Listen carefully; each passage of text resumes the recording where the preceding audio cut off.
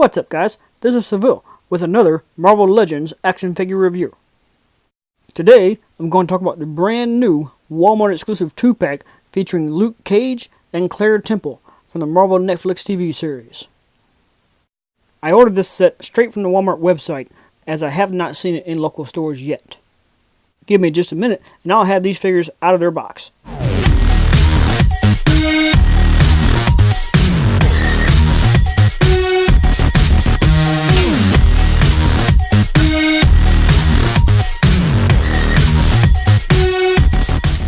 Just real quick before we get back to it, if you like this video, please give it a thumbs up and comment below.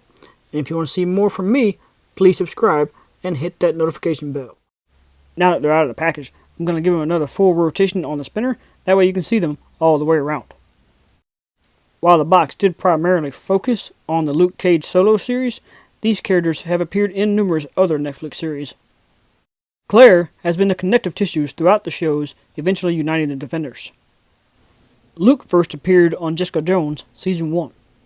And now, for a closer look, starting with Claire. The best thing about this figure is definitely her head sculpt. I think it did come out a bit better than some of the initial promotional images, and it captures the likeness of Rosario Dawson very well. However, as we move down and around the figure, the details become fewer and further between. Maybe some of that lack of detail can be blamed on the choice of attire for the figure, but it's still disappointing nonetheless. When you get down to her legs, there's absolutely no texture differences whatsoever, no matter which side you're looking at. On the plus side though, she does have all these extra hands to swap out, such as the claw hands I have on now, the totally bare hands, and the gloved hands, which I guess you'd use to photograph some sort of nursing scene with the Defenders. She does also have this little purse too, which maybe it's holding her medical supplies or something. Another area of disappointment on her is the articulation, but it's a common problem for Hasbro with female characters. Her head does turn side to side, but the hair gets in the way. Her shoulders do spin all the way around and move outward, but there's no bicep swivel whatsoever. The elbows are only single jointed, but at least they can rotate too. The wrists also have rotation and a hinge as well. She does have the torso joint under her chest, but it's not a crunch, it only offers rotation. And she has no waist joint at all. She does have more joints on her legs than her arms, but even they don't offer a whole lot of movement, until you get down to the thigh twist and the double knee.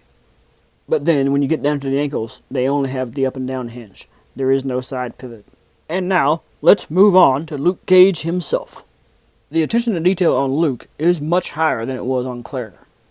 With all the ruffles in the t-shirt, the definition in his muscles, even more ruffles in his pants, and even a little discoloration to show wear on the jeans. I do also want to point out that his wristwatch is indeed a separate piece that can be moved around, but it's still pretty snug. His head sculpt is definitely another plus, because it certainly captures the likeness of Mike Coulter very well, and his skin tone is spot on. Unfortunately, when it comes to my figure, it does look like that when they were painting the goatee, some of it did drip down to his shirt. But for me, that's not a very big deal when looking from far off. When it comes to his articulation, it is much better than Claire's was. His head does turn side to side, and his shoulders do spin all the way around, as well as move outward.